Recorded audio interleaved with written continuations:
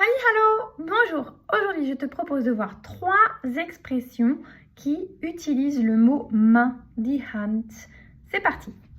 Numéro 1, se faire la main. Se faire la main, ça signifie apprendre. Par exemple, il commence dans le métier, il est professeur, il n'a pas beaucoup d'expérience, mais il a une première possibilité de travailler en école primaire.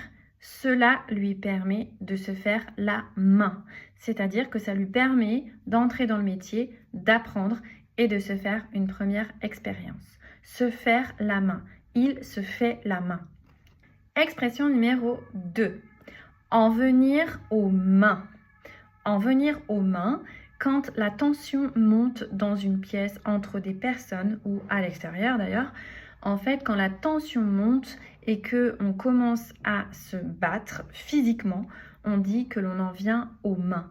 Par exemple, ils se sont énervés, ils se sont disputés à cause d'une place de parking et ils en sont venus aux mains. Heureusement, mon ami était là pour les séparer. Voilà, donc deuxième expression, en venir aux mains. Expression numéro 3.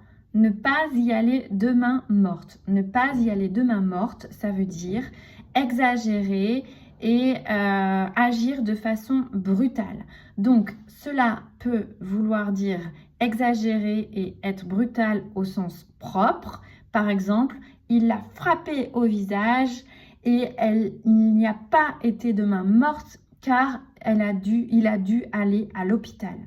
Donc, au sens propre, ne pas y aller de main morte, frapper avec la main.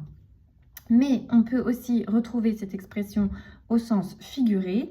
Par exemple, lors de la réunion, le patron n'y est pas allé de main morte.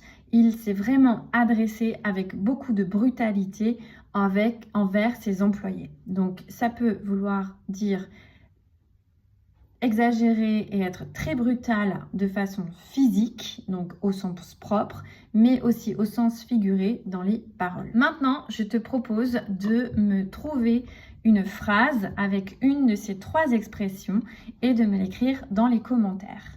Ich freue mich auf dich. Tschüss!